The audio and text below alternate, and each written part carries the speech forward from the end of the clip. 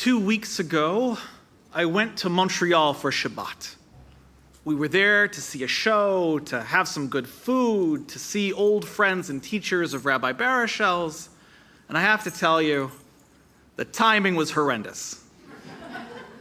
The week before we went was the horrifying and widely condemned riot that struck the city organized by pro-Palestinian activists. It was technically anti-NATO, but it was festooned with both explicit hatred of Jews and implicit anti-Semitic dog whistles. Windows were smashed and property was damaged and cars were lit on fire and the police were assaulted. And as the days went on and the trip came closer and closer, I tried to keep a brave and cheerful face. I was going on holiday to the city where I married the love of my life. I have so many wonderful memories from Montreal, and I was nervous. I shared with more than one person that I was actually more nervous for my weekend in Montreal than I am for my upcoming week that I'll spend in Israel in January. We checked into our hotel in the downtown core and set out for a walk and a nosh. And the news had made it feel like Montreal would have been this smoldering wreck, that a Jew would be assaulted the moment you set foot on the street. But it was still just Montreal. And Leonard Cohen's face, serenely, many stories tall, looked out on us between the snowflakes. And we found a pub that Rabbi B is fond of from her days in uni. And we stopped in for a meal and a comfortable stroll down memory lane. But on our way back to the hotel, as soon as the door of the restaurant opened into the blast of chilly air, my heart sank because I heard it. It was the unmistakable sound of a voice chanting and screaming into a handheld bullhorn. And from a few blocks away, you can't understand a word of what that person is saying, but you can absolutely hear the hate in their voice. And normally, I am a very sensible person. I do not seek out conflict that I do not believe will help anyone. And confronting street protesters does not do anything to make the world a better place for our people, or for my family, or for me.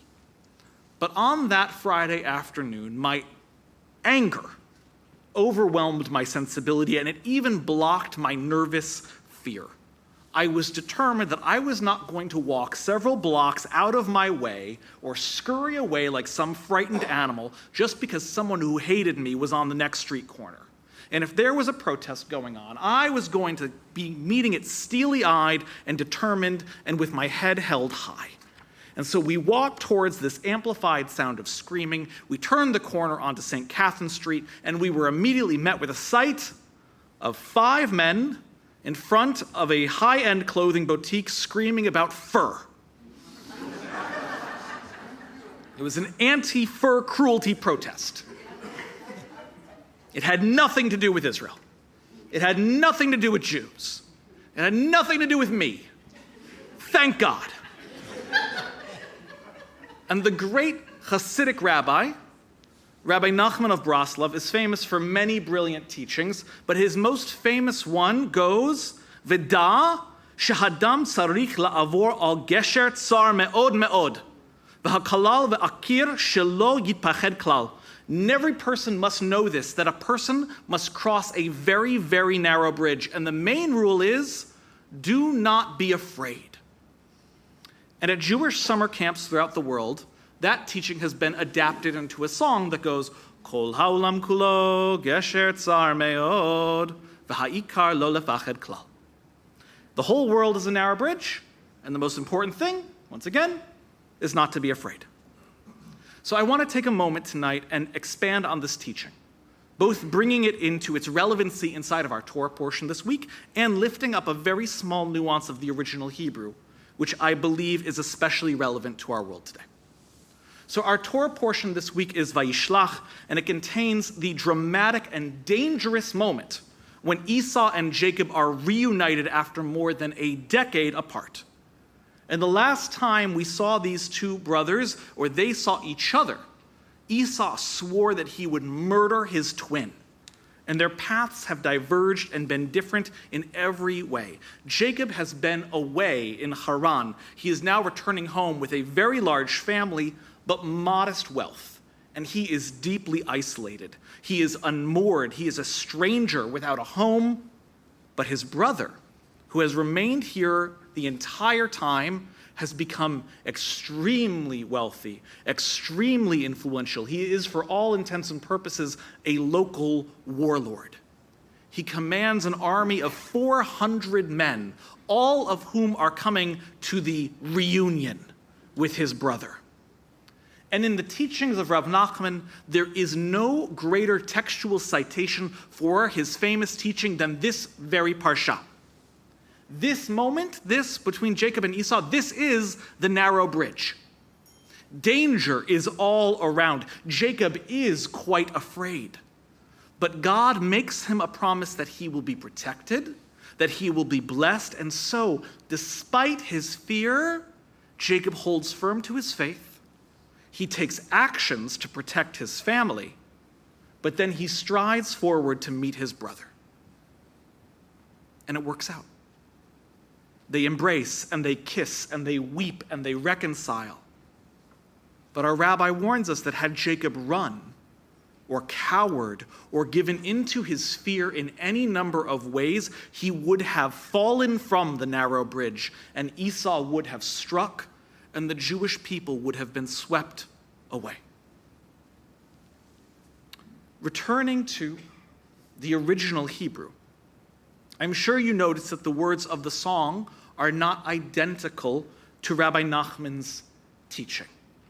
But most of those lyrical alterations do very little to actually change the meaning of the text. But the last word does. Yitpached in the text, lifached in the song. They are very different variations of the same core root, pachad, to fear.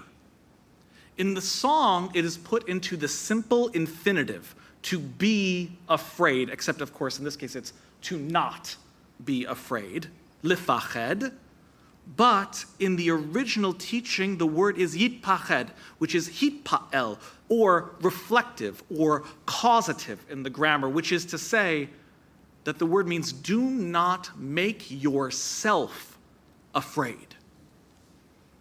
And this is a very different meaning. This becomes a very different teaching. Not being afraid is very rarely a choice. People get scared. We feel fear. That's part of the human condition. Do not be afraid. Never be afraid. Do not fear. It's a nice ideal. It is very challenging to live that way. On this narrow bridge that we call life, fear is real. But don't make yourself scared. Don't make yourself more afraid than you need to be. Don't put yourself through it until it's real. Those are things that are within our power.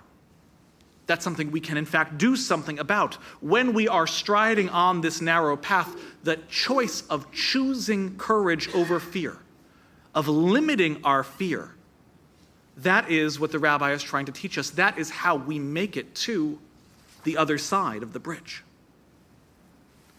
And this is the message that I wish I had internalized a little bit more before I spent a week quietly dreading what turned out to be a beautiful and fun-filled weekend in Montreal.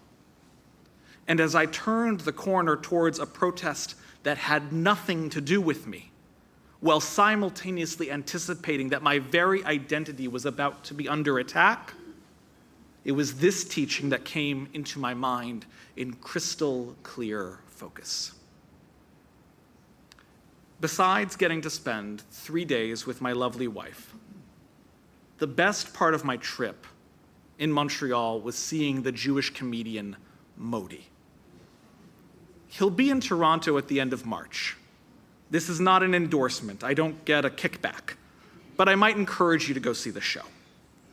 But I'm going to spoil the ending. I'm going to spoil the ending of the show, I'm sorry. It doesn't end with a big musical number. It doesn't end with an expletive-filled joke that brings the house down. It ends with several hundred Jews and friends and families and allies all being asked to stand so that we can sing Hatikvah together.